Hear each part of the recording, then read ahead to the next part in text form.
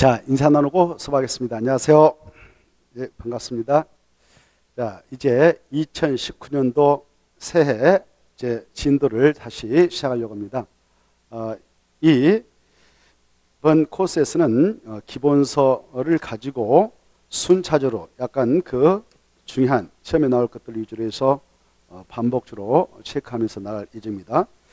자, 이달하고 즉 1월하고 2월은 기본서를 가지고 기본 가정을 전개해 나가는데요. 주로 이 각각의 법에서 나오는 용어의 정의하고 그리고 시험에서 나올 수 있는 중급 수준까지 커버를 할 수 있도록 강의를 진행해 나가고자 합니다.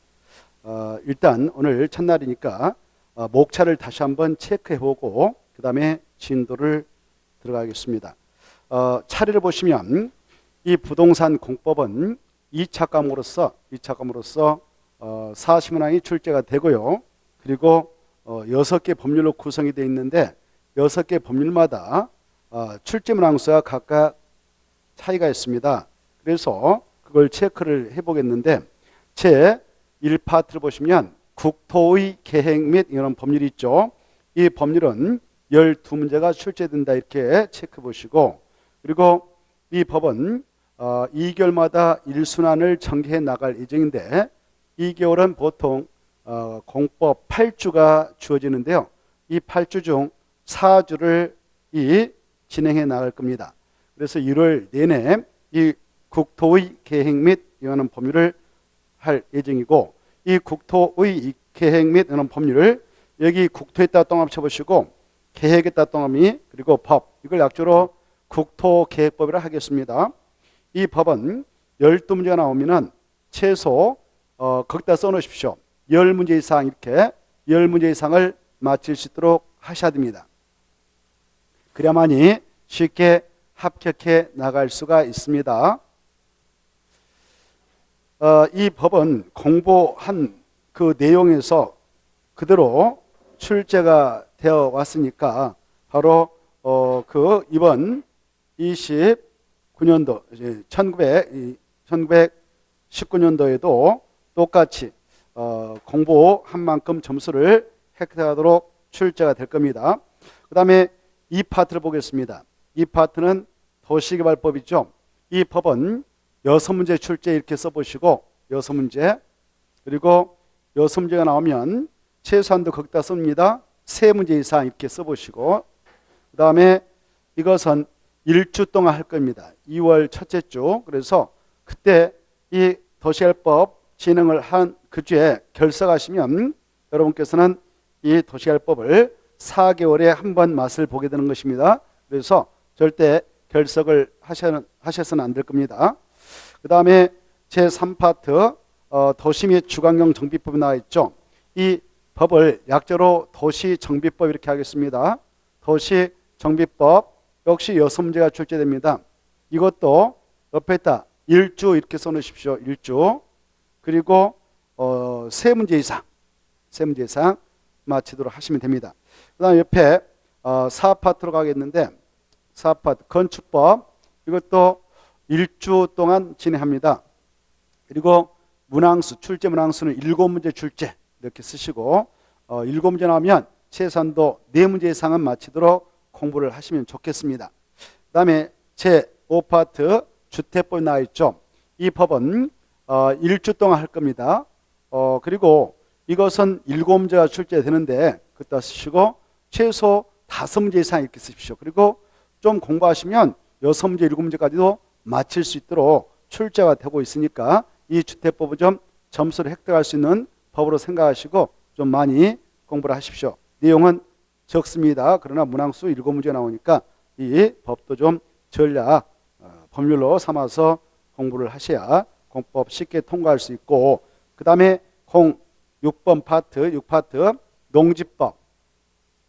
이 농지법은 1시간 정도 할애해서 강의를 진행합니다. 그리고 2문제가 출제됩니다. 2문제가 출제되면 1문제 이상은 마치도록 공부하시면 여러분은 그 나름대로 합격을 가볍게 해나갈 수 있으라 생각합니다. 다시 한번 1파트 국토의 계획 및 현안 법률은 12문제. 그래서 12문제 나오니까 최소 아까 몇 문제 이상 맞추라고 그랬습니까? 10문제 이상 그래야 되는 겁니다. 그래서 이것은 4주 동안 강의를 진행한다고 그랬습니다. 4주 1월 내내 이것을 우리가 공부할 겁니다. 이 파트 아까 도시개발법 바로 1주 동안 하고 6문제 나온다고 그랬죠. 6문제 나오면 3문제 이상 맞춰야 된다. 그리고 3파트 도시정비법은 역시 6문제 나오는데 1주 그리고 최소 3문제 이상 이렇게 4파트 5파트 파트 쭉 했습니다. 자, 이게 국토계획법부터 농지법에 이르기까지 부동산 공법으로서 한 과목으로 그 설정해 가지고 바로 40문항을 출제한다 했는데요. 최소 과락제가 있기 때문에 16문제 이상 맞추도록 하셔야 되겠고 많게는 24개 맞으면 60점 그래서 자기 몫을 완벽하게 하게 되는 격이 되지만 60점 못 맞고 50점 이상만 맞아도 또 과락 일단 면허서 나가면은 중개사법에서 좀 고득점 하셨다면 예를 들어서 95점 이렇게 해서 넘겨주면 합격해 나갈 수 있습니다. 고로 이 공법을 공부하실 때는 너무 부담감 느끼지 마시고 성실하게 최선을 다해서 시험장에 들어가기 전까지 열심히 하시면 좋은 결과로 합격해 나갈 수 있으니까 최선을 다하도록 했으면 좋겠습니다. 그러면 제 1편부터 들어가겠는데요. 국토의 계획 및 운영 법률부터 들어가겠습니다. 자, 12페이지 보시면 재정 목적이 나와 있죠. 국토계획법.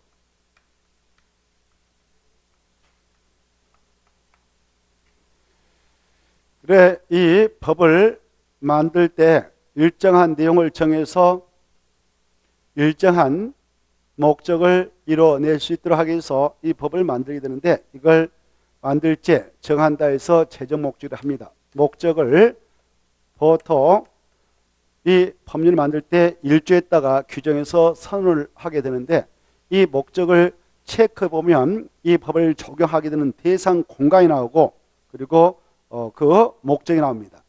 그래 보시면 이 법을 적용하게 되는 공간이 나오죠. 국토다 이렇게 나옵니다. 국토. 국토라는 것은 전국에 있는 토지예요. 전국에 있는 토지를 대상으로 해서 적용을 하고자 이 법을 만들었는데 이 국토인 토지 이용할 때 규제하겠다는 것입니다. 이 국토인 토지를 들여다보면 남쪽에 있는 겁니다. 북쪽에 있는 땅은 바로 이 법의 효력이 미치지 못하죠. 우리 헌법 제3조에는 대한민국 영토 규정을 두고 있고 그 영토 규정에 하면 대한민국 영토는 한반도와 북쪽까지를 한반도로 합니다. 한반도와 그 부속도 섬으로 구성되어 있다 이렇게 되어 있지만 이 국토의 계획 및 법률의 그 효력은 북측까지 아직 효력을 미치지 못하고 있기에 이 법의 적용 대상이 국토라고 하는 것은 남쪽에 있는 토지다. 이걸 남쪽에 있는 모든 토지 이걸 국토라 이렇게 생각하면 됩니다. 이렇게. 그래 적용 대상이 국토이고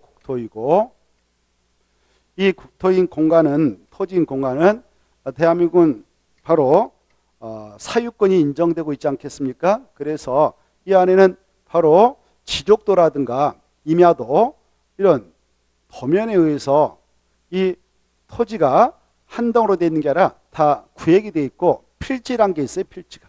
알죠? 필지. 네, 이 한 필지 한 필지가 하나의 토지의 소유권 객체가 되는 것입니다. 그래서 이게 뭐 1번지, 2번지, 3번지가 있다고 합시다. 그러면 이것도 토지 소유권의 객체인 한 개가 되는 거죠. 이때 이 땅은 A 거다, B 거다, C 거다, D 거다, E 거다. 그 다음에 이 땅은 국가 것이다. 뭐 지방 자산채 거다. 뭐 이 땅은 E 거다, F 거다, G 거다 등등 이렇게 있다고 가정합시다.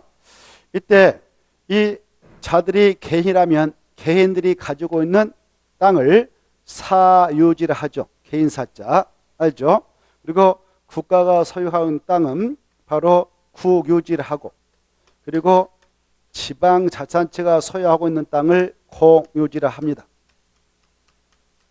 국공유지 이렇게 이해를 해 두시고 그래 이때 여러분이 땅 주인이다. 그러면 여러분 마음대로 각각 그 땅의 소유권자로서 바로 이 소유권이라고 하는 것은 소유 권리로서 리자 생략하고 소유권이라 하는데 이 소유권은 세 가지 권능으로 혼혈되어 구성되어 있죠. 사용 권능, 그리고 수익 권능, 그리고 처분 권능. 이런 권능을 행사하게 되는데요. 이런 권능을 무한하게 행사하도록 허용하고 있을까요? 규제하고 있을까요? 규제. 그렇죠. 규제하고 있습니다. 그 한계를 정확하게 규제해 놓고 있습니다. 법에서. 그래서 마음대로 사용을 하고 수익하고 처분하게 되면 여러 가지 바로 전체 국민의 행복과 이익인 공익을 제어할 수 있기 때문에 규제를 해 나가고 있습니다. 규제를 하기 위해서 이 법을 만들어서 운영하고 있는데, 그래 국토를 이 안에 있는 토지를 이용할 때는 계획적으로 이용을 하도록 규제하겠다 이렇게 하고 있죠. 그래서 이 법은 이런 국토의 이용에 관한 계획을 수립해서 그리고 그 집행에 나가기 위한 사항을 규정해 놓고 있음을 미리 밝히고 있습니다. 이때 국토를 이용할 때에는 그게 양축으로 나와서 이용을 하도록 하겠다라고 밝히고 있죠. 뭐냐? 그게 자 개발. 어떤 땅은 개발, 어떤 땅은 뭐 농지라든가 산지는 보전. 이렇게 크게 두 가지로 나눠서 이용을 하도록 규제를 하겠다. 규제할 때는 계획을 만들어서 바로 계획에 맞게 이용을 하도록 규제를 하겠다는 것입니다. 그래서 선, 토지 이용 계획을 수립해서 그 계획에 맞게 이용토록 규제를 해가지고 바로 전체 국민의 행복과 이익을 공공복리를 하죠. 공공복리를 증진해 나가도록 하고, 그리고 국민의 사무질을 향상토록 하기 위해서 규제차 만들었다고 밝히고 있습니다. 우리 헌법에도 이 국민들 각각의 토지의 소유권자로서 소유권을, 토지 소유권, 뭐 건축물 소유권도 마찬가지입니다만은 이런 것들을 재산권이라 하죠. 이런 재산권은 헌법에서 보장을 해주겠다 이렇게 밝히고 있습니다만은, 그러나 그 보장된 재산권을 행사할 때 토지에 대한 소유권 이런 것들을 행사할 때는 무엇에 맞게 행사하도록 규제하겠다라고 미리 밝히고 있냐? 공공복리에 적합하게 행사하도록 규제를 합니다. 전체 국민의 행복과 이익인 공익에 맞게 행사하도록 규제를 하겠다라고 미리 밝혀놓고 있습니다. 그래서 그 사건, 개인의 권리를 행사할 때는 무제한적으로 행사하는 것은 아니다라는 걸 미리 재정 목적에서 밝혀놓고 있습니다. 자, 다시 한번 정리하면 이 법의 적용 대상 공간은 국토다. 전국에 있는 토지다. 전국에 있는 토지를 규제해 놓고 있는 법이 무슨 법인가? 국토개법이다. 그래 여러분들이 실무적으로 나가가지고 이 국토 전국에 있는 토지를 중개 대상물로 삼아서 중개를 해 나가게 될 때에 이 땅에 대하여 어떠한 토지 이용의 규제를 해놓고 있는가, 이걸 알고자 할 때는, 법적으로 알고자 할 때는 무슨 법을 정확하게 알고 계셔야 된다? 국토개혁법이다. 이렇게 국토개혁법을 정확하게 숙지하고 있어야 여러분이 중개해 나가게 될 때 중개인에게 바로 그 중개 대상 물건인 토지에 대한 이용 제한에 관한 내용을 정확하게 확인해서 설명을 해줘야 할 의무가 있는데, 그 의무를 충실히 이행해 나갈 수 있는 능력을 발휘할 수 있게 되는 것입니다. 그래서 이 법은 실무적으로도 아주 중요하니까 이 법을 좀 우리가 관심 있게 잘 정리하도록 하셔야 되겠고, 시험 그 문항수에서도 가장 많이 출제가 된다 했죠. 12문제. 그래서 이 법은 우리가 한 달 내내 4주를 할당해서 쭉 체크를 할 예정입니다. 자, 그리고 이 법에는 미리 이 재정 목적에서 밝히고 있다시피 먼저 계획 수립 문제가 나와요. 계획. 가장 먼저 뭐가 나온다고요? 그래. 계획. 이 계획은 봐보세요. 들어보세요. 이 계획은 수립할 때 바로 어느 공간을 대상으로 수립하느냐? 토지 공간입니다. 토지 공간. 하늘을 대상으로 하는 게 아니고 뭘 대상으로 수립한다고요? 토지. 그래서 이 지금 우리가 공부하게 될 계획들 토지를 대상으로 해서 수립이 되어지는데 수립이 되어질 때 그 토지 공간이 있지 않겠습니까? 범위가 어떤 계획은 국토 전체에 대한 그런 그 공간을 대상으로 수립되는 계획이 있고 어떠한 계획은 2개 이상의 지자체를 엮어가지고 수립되어지는 계획이 있고 어떠한 계획은 개별 도시별로 군별로 수립되어지는 계획이 있다. 이렇게 생각하시고 그리고 이 계획들도 미래 청사진 이제 금방 수립되어지는 그 공간에 대한 미래 청사진을 제시하기 위해서 수립하는 계획이 있고 그 미래상을 현재상으로 결정해주는 계획이 있다. 이때 이 국토 전체에 대한 장기 발전 방향을 제시해주는 계획으로서 바로 국토종합계획이라는 게 있습니다.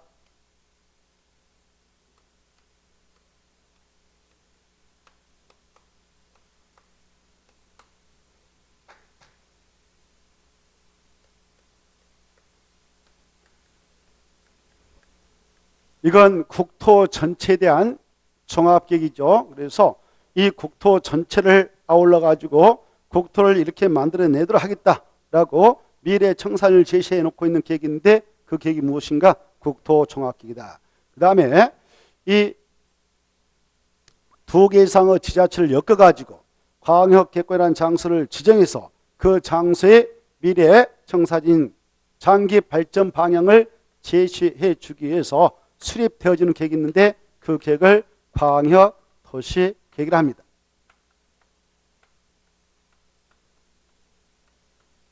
그리고 개별 도시별로 군별로 그 관할에 대하여 우리 도시는 우리 군은 이러한 도시가 되도록 하겠다라고 장기 발전 방향을 제시하는 종합계획으로서 수립 시행하게 될 계획이 있는데요. 그 계획을 무슨 계획으로 알고 계신가요? 답 주세요. 궁금해서 물어보는데 자 바로 그 계획을 도시 개별 도시에서 만들면 도시 기본계획을 하고 그 다음에 군 쪽에서 만들면 군 기본계획을 합니다. 그래서 이걸 합성하시기 위해서 도시 군 기본계획이라고 한다는 거 알겠죠? 다시 한번 국토종합계획은 국토 전체에 대한 것이다. 그 다음에 광역도시계획은 몇 개 이상의 지자체를 묶어서 수립한다고요? 2개. 좋아. 그 다음에 여기 봐봐요. 개별 도시별로 개별 군별로 도시 앞에는 일이 숨어있다. 군 앞에도 일이 숨어있다. 한 개의 도시 한 개의 군 이렇게 생각하세요. 하나의 도시별로 예컨대 서울특별시가 하나의 도시지 않습니까? 한 덩어리죠. 그리고 6대 광역시 대전광역시, 인천광역시, 울산, 부산, 대구, 광주광역시도 한 덩어리입니다. 그렇죠? 이렇게 하나의 각각 개별 도시가 있지 않겠습니까?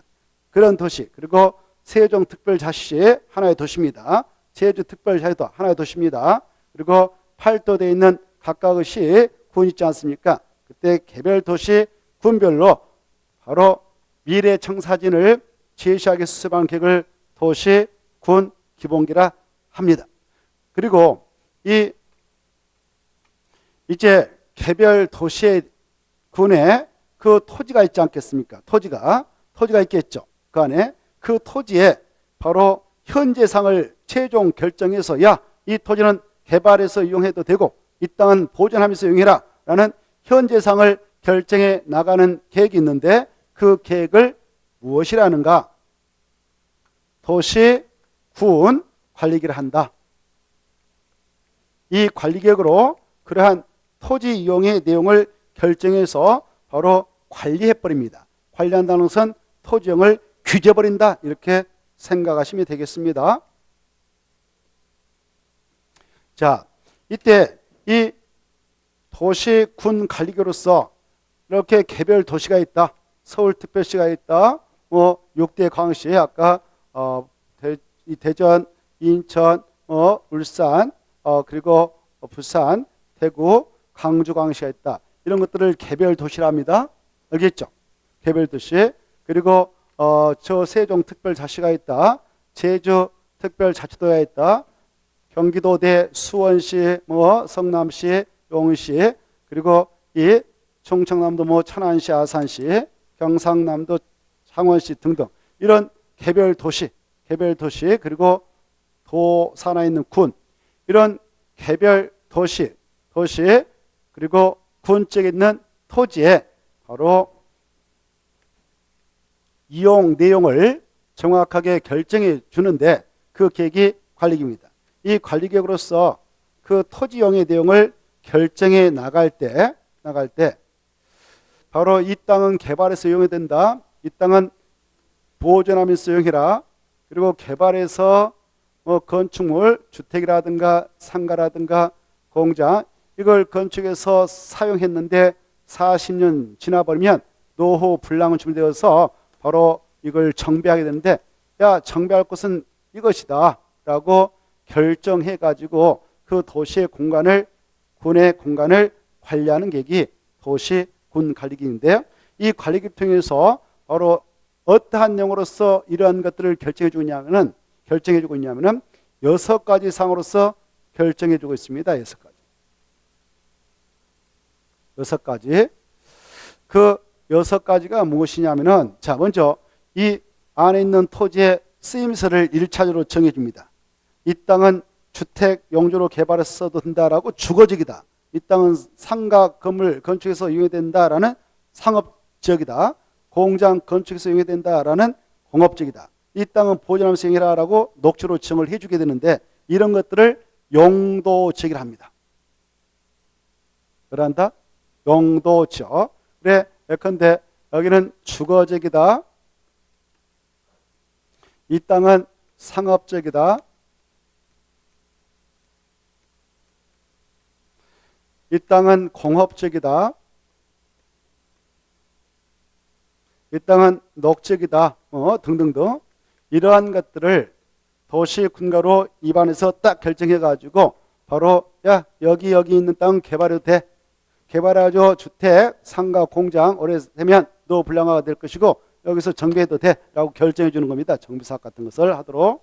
그리고 야 개발 다 해본 상막에서 살 수 없으니까 이 땅은 보존해. 그래서 도시민에게 허파 역할 그리고 오아시스 그리고 정화 역할을 하는 지대가 필요하니까 녹지이다라고 지어서 관리를 하도록 하고 있습니다. 이런 것들을 묶어서 용도지역 이렇게 해요. 뭐라 한다고요? 용도지역.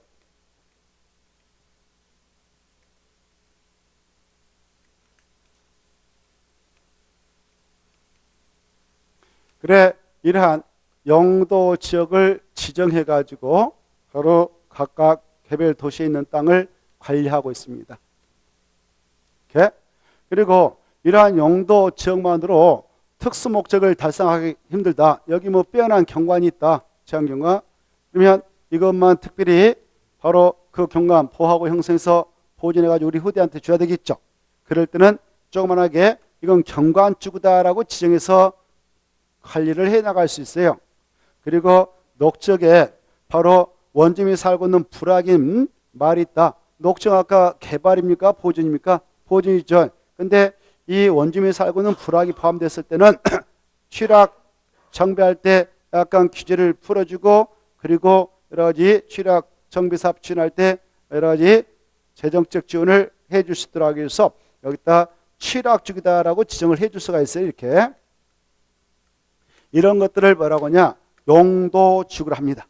용도지구를 지정할 때도 역시 무슨 교로 결정해서 하냐면 도시군가로 결정해서 하게 돼요. 그리고 이것들 필요하다면 여기 봐보세요. 녹지역도 바로 일부 좀 주거지로 개발할 필요가 있다. 그러면 용도지역을 변경해 주면 돼요. 용도지역. 그래 이렇게 변경을 해 나가게 될 때도 도시군가로 결정해서 합니다. 이렇게. 그래 이렇게 용도지역을 지정하고 변경한다. 용도주를 지정하고 변경한다. 그때는 무슨 교로 하느냐면 도시군가로 결정해서 해요. 이런 용도지역이라고 하는 것도 어떤 것은 개발, 어떤 것은 보전. 이런 용도지구도 취락지구는 정비, 그리고 경관지구는 보호, 보전. 그리고 여기 보십시오. 여기에다 또 개발을 진행해 나가도록 허용하기 위해서 개발진흥주다라고 지정을 해 나갈 수도 있거든요. 이렇게. 그러면 이 용도주는 개발. 그래서 이 도시 군가로 결정해 나가게 되는 내용들을 들여다보면 크게 보면 어떤 것은 개발을, 어떤 것은 정비를, 어떤 것은 보존을 취하기 위해서 결정을 해 나가고 있음을 우리는 알 수 있게 되는 것입니다. 자, 이런 것만 결정해서 이 도시의 토지공원을 관리하는 것은 아닙니다. 더 나아가서 이 안에 필요하다면 또 3차적 토지용을 규제하기 위해서 1차적으로 토지용을 규제하자는 것이 용도지역제예요. 용도지역을 정해서 야 여기는 함부로 바로 개발 못한다. 여기는 함부로 공장 못 지고 상가 져라. 이렇게 규제한단 말이죠. 이렇게 토지용을 규제할 때는 1차로 용도지역을 정해서 규제를 하고 그 다음에 1차를 통해서 그 목적을 달성하기 어려운 것들은 2차로 용도지구라고 하는 것을 정해서 규제하고 이것까지도 안 된다. 그럴 때는 3차로 용도구역을 정해버리는 겁니다. 용자가 쓸 용자거든요. 용도구역. 예컨대 들어보셨을 겁니다. 여기 이 도시가 있다. 하나의 도시가 있다. 그러면 애각지대 여기 보세요. 무질서하게 개발을 통해서 확산되는 것을 방지할 필요가 있다. 도시의 그때는 도시의 무질서한 확산을 방지할 필요가 있다. 그러면 이 용도지역 위에다가 아직 개발되어 있지 않는 용도지역 위에다가 여기가 논바 야산이 있다. 그러면 여기다가 바로 용도구역이라고 하는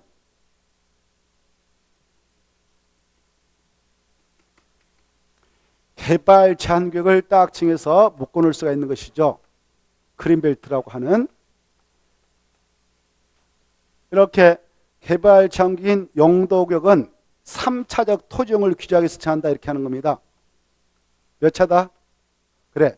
이때 1차라고 하는 용도지역이 지정되어 있었다. 그에다 필요하다면 용도주를 중복해서 정해 나갈 수가 있다.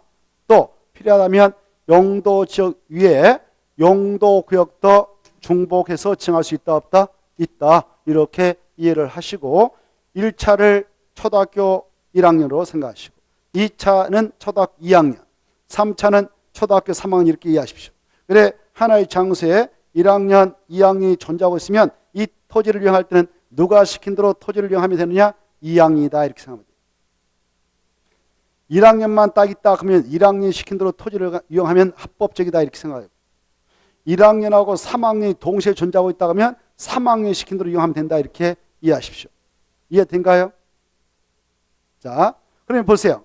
여기 봐봐. 아까 이 땅은 용도적은 주거지기죠. 근데 그에 3학년 개발 제한구역이 딱 중복되어 지정되면 이 빨간 부분은 누가 시킨 대로 이용해야 된다? 3학년 개발 제한구역. 그래서 개발할 수 있다 없다? 없습니다. 자, 이와 같이 이 토지용을 중첩에서 막 지역, 지구, 구역을 정해서 규제를 해 나가고 있습니다. 이렇게 규제하는 이유는 전체 국민의 행복과 이익인 공공의를 증진해 나가고 그리고 국민의 삶의 향상케 하기 위해서 이렇게 할 수 있도록 이 국토교육부에서 허용을 하고 있는 것이죠. 자, 그에도 뭐 개발 제한구역, 뭐 시가 조정구역 등등 이런 용도가 있습니다. 이런 것들을 지정하고 변경해 나가게 될 때는요, 바로 도시군가로 결정해요. 이 하나의 개별 도시에 있는 이런 토지를 관리하고 규제해 나갈 때에는 이런 것만 지정해 가지고 하는 건 아니고 더 나가서 보세요. 이 안에는 많은 도시민들이 살고 있고 각각 국토 안에는 우리 도시민들이 살고 있고 국민들이 살고 있지 않습니까? 국민들이. 그래서 자, 이 지역에는 바로 이러한 것도 필요하죠. 사회적 기반시설, 사회적 기반시설. 뭐 도로도 필요할 것이고 도로.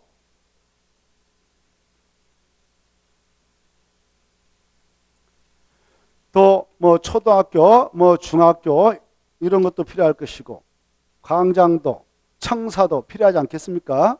이런 것들을 기반시설합니다. 기반시설. 뭐라 한다? 기반시설. 그래 이러한 기반시설이 뭐 예컨대 여기에다 도로를 이렇게 설치를 하려고 한다. 그럴 때는 무턱대고 딱 밀어가지고 설치할까요? 미리 계획을 만들어서 딱 여기 도로 만들 땅이다라고 확정하고 설치할까요? 미리 도시 군가로 그 위치를 규모를 결정하고 하는 것입니다.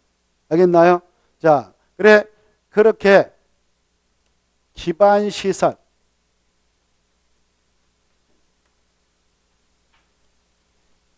시설의 설치를 한다든가 설치 후 변경을 한다든가 그리고 계량의 조치를 취할 필요가 있다.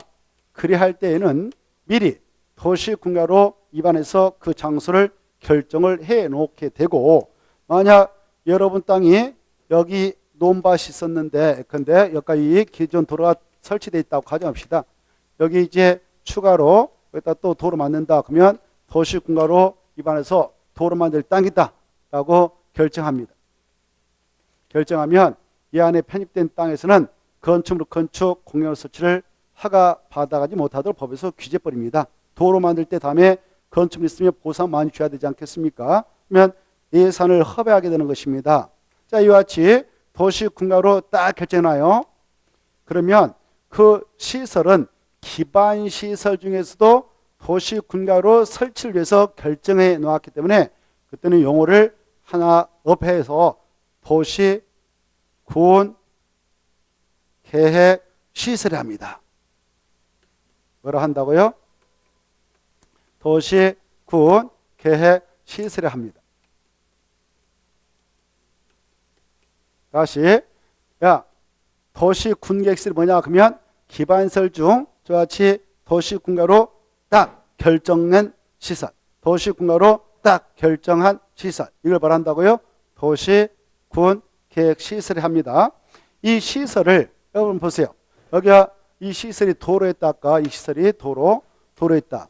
이 도로 설치비로 확정되면 아까 건축물 건축가가 공장을 설치하가 내주지 아니한다 했지 않습니까? 그렇죠. 그러나 이 안에 들어가서 이제 이 시면 시에서 지자체에서 시 예산 가지고 예산 편성해서 도로 설치 사업할 때에는요. 그 땅 주인들한테 땅값을 주고 소유권 넘겨받아 갈까요? 그냥 뺏어가 버릴까요? 돈 안 주고 땅값 안 주고. 그렇죠. 보상이 있죠. 그때 강제로 재산권을 취득해 갈 수 있습니다. 소유권을. 그때는 일단 좋게 땅 주인들한테 돈 얼마 드릴 테니까 우리한테 넘겨주세요라고 1차적 협의에 들어가요. 협의해가지고 오케이 그 정도 땅값이 나 만족하니까 주라 계약 써서 소유권 넘겨주고 빠져나가면 됩니다. 그런데 끝까지 버틴다 그러면 여기 나름대로 논밭 뭐 임야 이런 거 있었는데 대부분 땅 주인들 아까 그런 형식으로 땅값 받고 소유권 넘겨주고 갔단 말이에요. 근데 여기에 몇 분이 나 안 된다 절대 소유권 넘겨줄 수 없다 그래 하면 어떻습니까?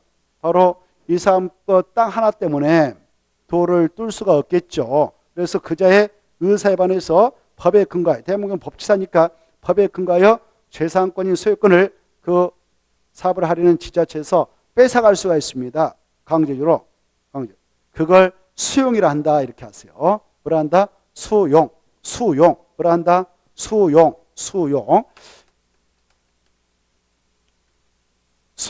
강제 수용 이걸 수용을 합니다. 이때 대한민국에서 수용하고 그에 따른 보상 처리하면 되는데 그때는 바로 수용하고 그에 따른 보상을 하게 될 때는요. 법에 의해서 해야 돼요. 법에. 무엇에 의해서 한다고요? 법.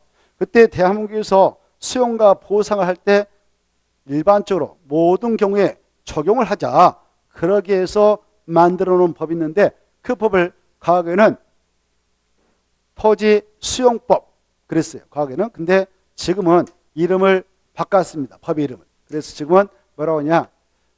들어보세요. 공익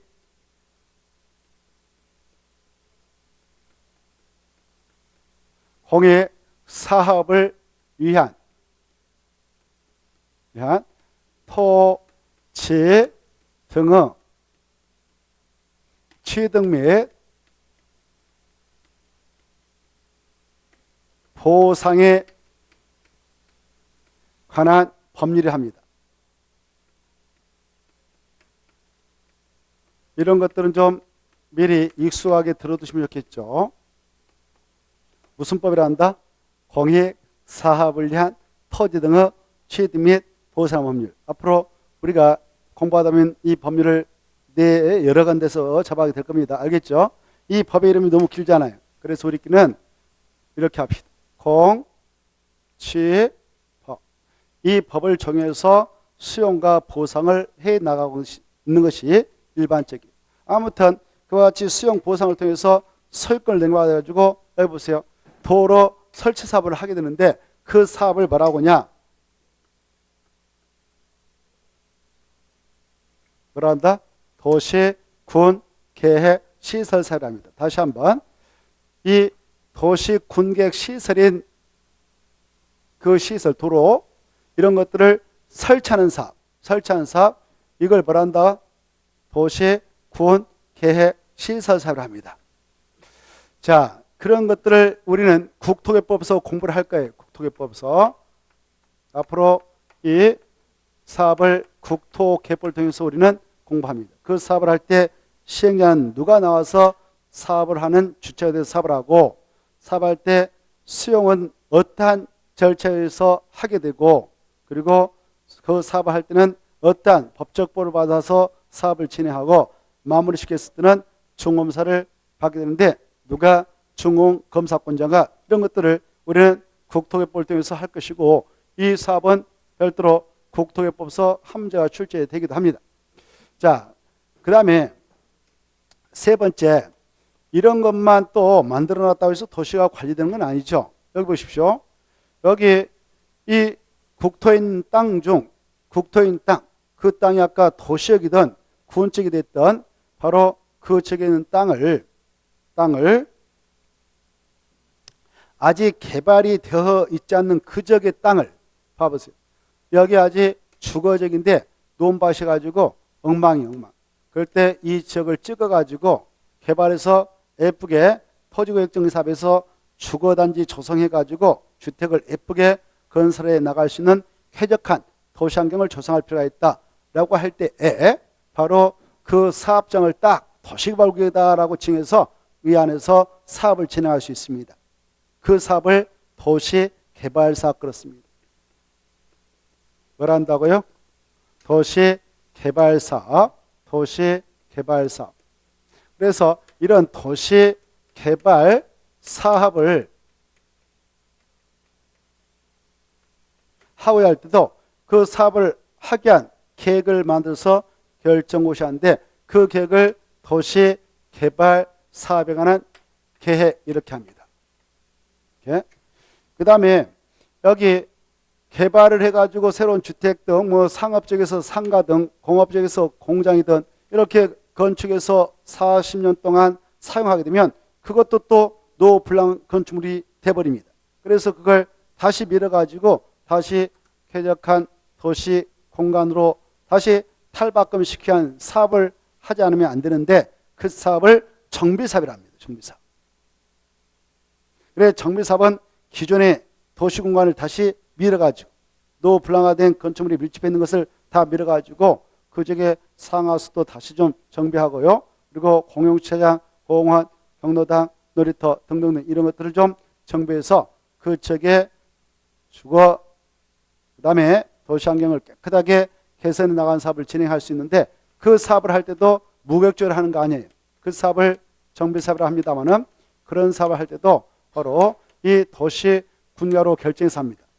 자, 그래 여기 정비 사업을 진행해 나갈 때에도 여기는 그런 사업을 하겠다라고 정비를 정해서 진행한대요. 이 안에서 정비 사업을 진행하게 되는데 이 사업이라고 하는 것은요. 이 사업이라고 하는 것은 절차가 있습니다. 절차가. 사업 절차가 있단 말이에요. 그래서 여기 들어보세요.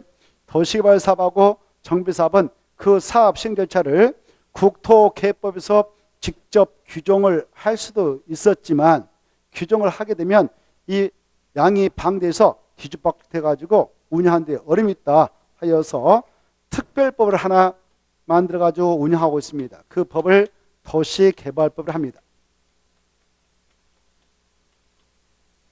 무슨 법이다? 도시개발법.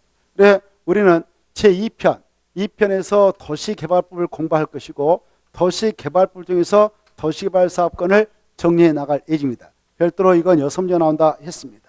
그리고 이 정비사업이라고 하는 것은 주거환경 개선사업, 재개발사업, 재건축사업으로 나눠서 추진하는데 이 사업의 시행 내용을 구체화시켜서 규율하고 있는 법이 있어요. 그걸 도시 및 주거환경 정비법 제3편에서 우리는 공부를 할 것입니다. 그래서 국토계획법을 공부할 때는 두 가지 사업은 구체화시켜서 공부한다 안 한다?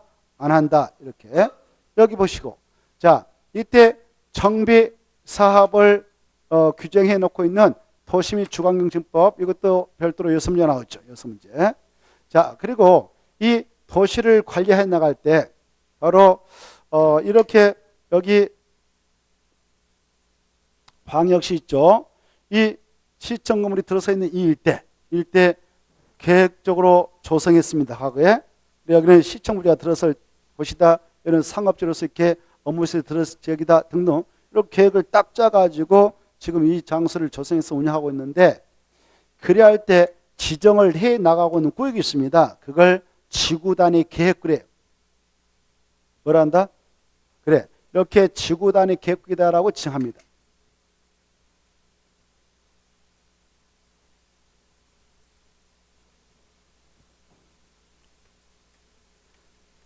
그래 지구 단위 계획 구역이다 라고 지정을 하게 되는데요. 이때 지정할 때도 도시군가로 결정해서 하고요. 그리고 그 범위를 변경하게 될 때도 마찬가지입니다. 도시군가. 그리고요. 이렇게 보세요. 이렇게 지구 단위 계획이 이렇게 지정이 되어졌다 합시다. 이렇게.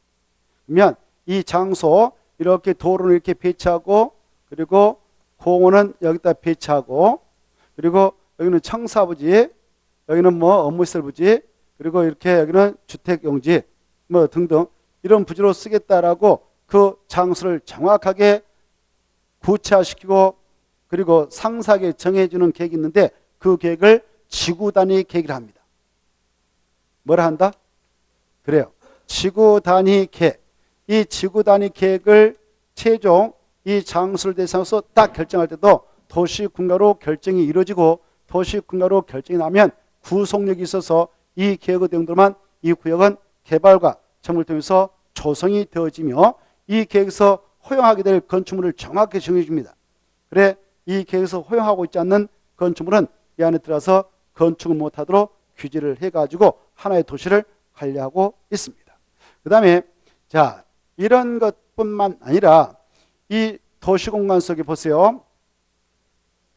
도시공간 속에 이미 나름대로 1차로 개발이 이루어졌고 그 지역에 사람들이 살고 있고 또 이용되고 있는데 그게 오랜 세월이 되면은 어때요? 노블랑층이 되어버린다고 그랬죠. 그래서 노블랑층으로 전락하니까는 사람들이 이거 불편해가지고 시애각제대 아파트가 건설되면 새 아파트 분양받아서 탕탕 나가버린단 말이죠. 그때 그 과거에 도심 속에서 주된 역할을 했던 그 지역이었는데 이 도심에 있는 사람들이 애각지로 쫙쫙 빠져나감으로써 그게 텅텅 비어지죠. 그게 바로 공동화현상이랍니다. 공동화현상이 일어나면 이 도시를 관리할 때 막대한 사회적 비용을 우리가 치르지 않으면 안 됩니다. 그 지역도 관리하기 위해서 초등학교 그대로 나와야죠. 애각지 다시 초등학교 만들어야 되죠. 그 안에 또 팔출소도 그대로 나와야 되죠. 지구대 또 동사무소 주민센터 그대로 나와야 되죠. 그래 밖에도 또 해야 돼요. 그러면 이 하나의 도시를 관리할 때는 엄청난 예산을 허비하게 되는 것입니다. 그래서 앞으로 향후 이 도시라고 하는 공간을 관리할 때는 다시 공동화된 그 장소 사람들로 바로 관리하자. 그러기 위해서는 다시 사람이 들어와서 생활할 수 있는 장소로서 개발해야 된다. 그때 그 장소 얽히고 설켜 있는 여러 가지 법적 규제 등 때문에 쉽게 그 장소를 바로 뜯어고치기 쉽지 않은데 그러나 그 짧은 시간 내에 그 장소를 다시 살려내도록 하자. 그러기 위해서는 특별한 조치가 필요하다 하여서 3, 4년 전에 도입한 구역이 있습니다. 그걸 입지규제 최소구역이라 해요. 입지규제 최소구역.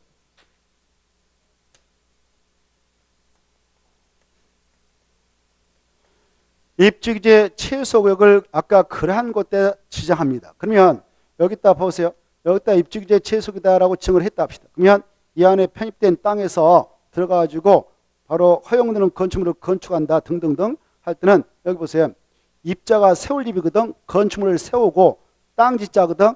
땅 위에다 세울 때 적용되는 규제를 최소화시키는 구역이다 그 말이에요. 그럼 이 안에서는 규제 등이 과거에 있었던 규제 등은 대폭 지우개로 깨끗하게 지워넘기게 돼요. 그리고 나서 이 안에서 야 그런 규제 다 뒤로 하고 이것대로 해버리자.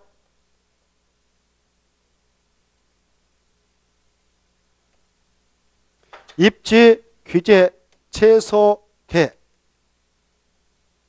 입지 규제 최소 구역회,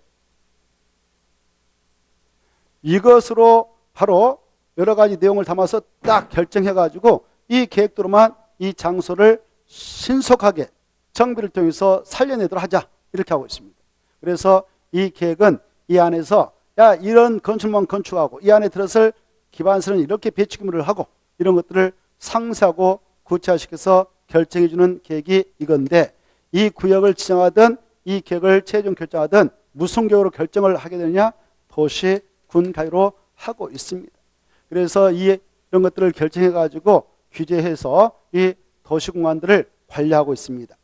우리는 이 국토의 계획 및 법률을 통해서 광역 도시계획의 지정 장소 그리고 지정 후 광역 도시계획 수립시 수립권자, 수립 절차, 수립시 포함식 내용 이런 것들 앞으로 공부할 것이고 도시군 기본계획의 그 수립권자 그리고 수립시 포함 내용 그리고 그 수립 절차 그리고 도시군관리계획 이거 이반권자, 결정권자, 이반 절차, 결정 절차 이런 것들을 앞으로 공부할 것이며 그리고 용도주기 그 종류가 뭐가 있는가 용도주고 용도의 종류가 뭐가 있는가 그것들은 누가 지정권자이고 그리고 지정 고시가 있으면 어떠한 건축 제한이 가해지는가 그 제한된 행위를 위반하면 벌칙이 가해지는데 그 벌칙상은 어떻게 되어 있는가 이런 것들을 우리가 국토개법을 통해서 공부를 할 것입니다. 그리고 용도구역 뭐가 있는가 누가 지정하는가 어떠한 목적을 가지고 지정하는가 이런 것들을 국토개법을 통해서 정리할 예정입니다. 그리고 도시개발 도시군계획 시설사업 시행 절차 그리고 지구단위 계획구역의 지정화 변경 지구단위 계획 입주규제 최소구역 지정화 변경 입주규제 최소구역 계획 이런 것들을 이제 하나하나 구체화시켜서 우리는 공부를 할 예정이에요. 이것들이 다 시험에 나올 제목들입니다. 시험에 나올 자 이런 것들을 규정하고 있는 것이 무슨 법이다고요? 국토계획법이에요. 그리고 이런 것들이 아까 이렇게 결정 나 있어 우리 토지 안에 그러면 각각의 지역 지구 구역별로 행위단이 가해지겠죠. 알겠죠? 그래 여러분이 이 안에 들어가서 개발행위를 한다. 개발행위. 그래 그 땅 위에다 개발행위 할 때는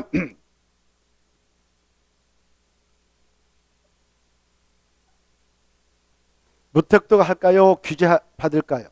규제를 받습니다. 규제 받는다는 것은 그 행위를 하게 될 때 미리 공익신을 주최한 행정청인 관할 그 특별시장이라든가 그 땅이 특별시 있다 그러면 특별시장, 광역시장, 특별시장, 뭐 광역시장, 특별자치장, 특별자치도사, 시장공사한테 가서 허가 신청해가지고 서류 작성해서 이런 개발을 하려고 하는데 법에 정하고 있는 요건을 충족하고 있다면 허가 좀 내주세요.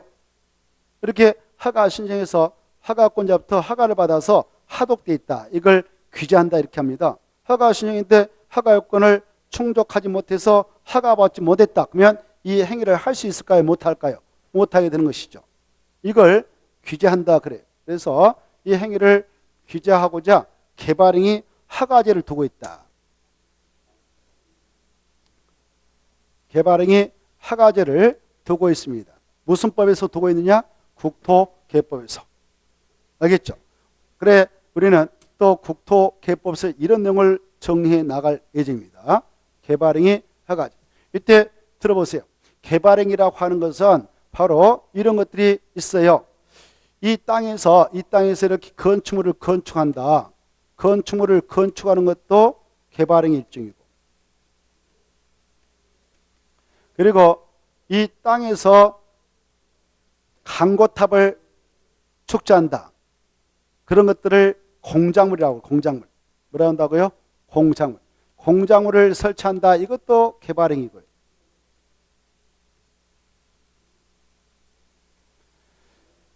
이 공작물은 인공을 가하여 제작한 시스템으로서 지붕이 없는 것을 말하고요. 지붕이 있으면 건축물을 합니다. 그 다음에 이런 것도 개발을 하고, 그 다음에 보세요. 여기 논밭 야산이 있다. 이걸 밀어가지고 건물을 칠 수 있는 땅을 다진다. 이런 것들을 토지 형제변기를 합니다. 땅이 도로보다 낮다 그러면 메꿔가지고 개발을 할 수 있죠. 이걸 성토를 하고, 울퉁불퉁하다 그러면 평탄 작업하겠죠. 이걸 정지를 하고, 그 다음에 이게 경사진 산 같은 걸 깎아내려가지고 평탄 작업하기 위해서 깎아내는데 이걸 절터를 합니다. 이런 것들을 이 안에서 할 수도 있죠. 여기서 할 수 있겠죠. 이 땅에서. 그걸 토지 형제변기라고 해요.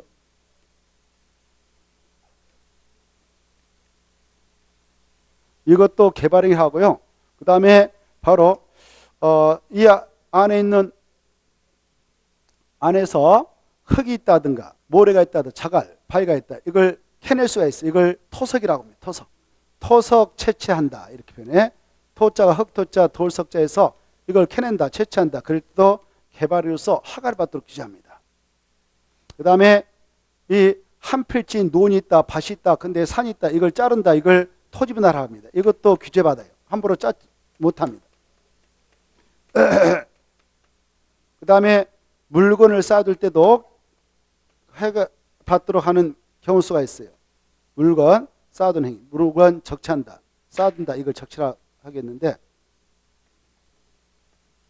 이런 것들을 뭐라 한다고요? 개발행위.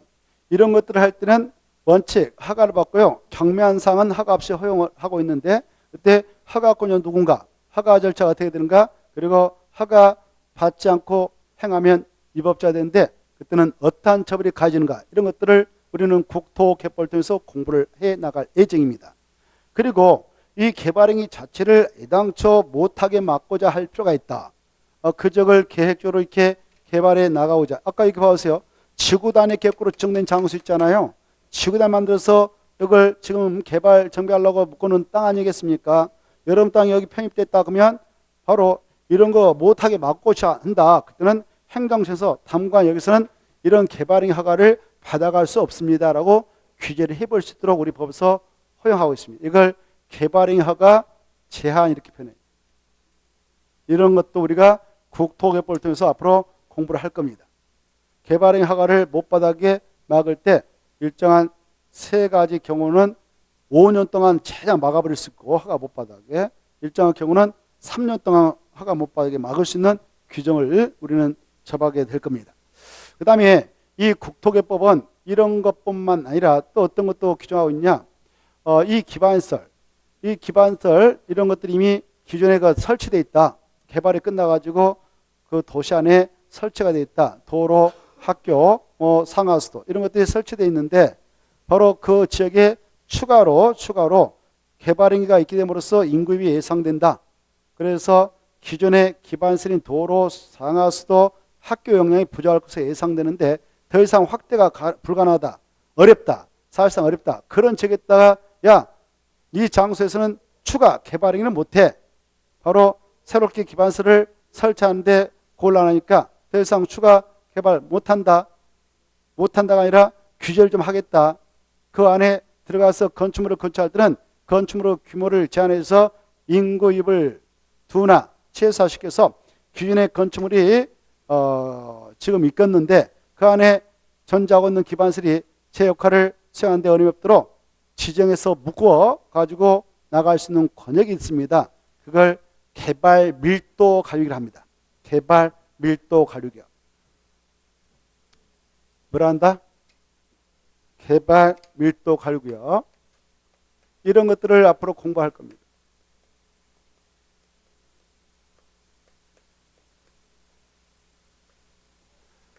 그리고 이 국토개법에서는 아직 개발되어 있지 않는 시행각지대, 그 지역은 아직 기반시설이 구축되어 있지 않습니다. 그러나 갑작스럽게 개발행위가 집중됨으로써 인구입이 예상된다. 그래야 할 때 미리 이 행정안청에서 그 지역에 필요한 기반시설인 도로라든가 상하수도, 바로 초, 중고 학교 같은 거, 그 다음에 공원, 그런 것들 미리 체계적으로 설치해 나가도록 하기 위해서 지정하는 구역이 있는데 그 구역을 기반시설 부담구를 합니다.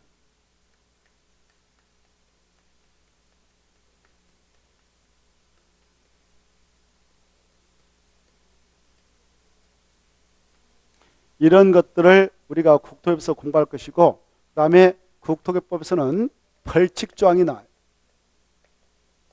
일정한 규정을 위반하면 3년 이하 징역 또는 3천만 원을 범죄한다. 또 일정한 규정을 위반하면 2년 이하 징역 또는 2천만 원이 범죄한다. 이런 벌칙조항을 우리가 잡아야 되는데, 이 내용까지 해서 국토법이 구성되어 있습니다. 그래서 국토개법은 이런 걸로 구성되어 있다라고 미리 윤곽을 좀 잡아드렸습니다. 앞으로 우리는 1월 내내 이런 내용을 하나하나 구체화시켜서 정리를 해나갈 예정입니다. 아시겠죠? 오늘은 바로 이 광역 도시계획하고 도시군 기본계 그리고 도시군 관리계 이것들, 그리고 보세요. 아까 이런 용도주고 이런 것들을 아까 도시군가로 딱 결정해서 확정한다고 그랬죠. 그랬을 때 어디까지 이번에 이러한 것들이 도시군가로 결정이 되어졌을까? 어디까지 주거적이고 어디까지 상업적인가? 어디까지 도로 만들 땅으로 확정됐는가? 이 경계를 정확하게 표시해서 줘야 되지 않겠습니까? 그때 도면에다 표시해서 주는데 그걸 뭐라고 하느냐? 바로 지형됐다 표시를 해서 줘요. 지형됐다 표시를 해서 준다 해서 그 도면을 지형도면이라 한다 이렇게 하세요. 뭐라 한다? 지형도면. 자, 그래 이런 지형도면도 우리가 국토개법에서 보게 될 겁니다. 자, 그래 국토개법이 이렇게 구성이 되어 있어요. 그리고 오늘 용도 지역까지 좀 정리를 해 나가고 그 다음에 다음 주에 또 그 다음 주에서 국토개법을 진행해 나갈 예정입니다. 잠시 쉬었다가 그 내용을 살펴보도록 하죠. 자, 12페이지, 13페이지 이런 것들이 나오죠. 이런 것들은 용어의 정의로서 관련된 파트를 할 때마다 그 내용을 체크하도록 하겠습니다. 잠시 쉬었다가 보도록 하죠.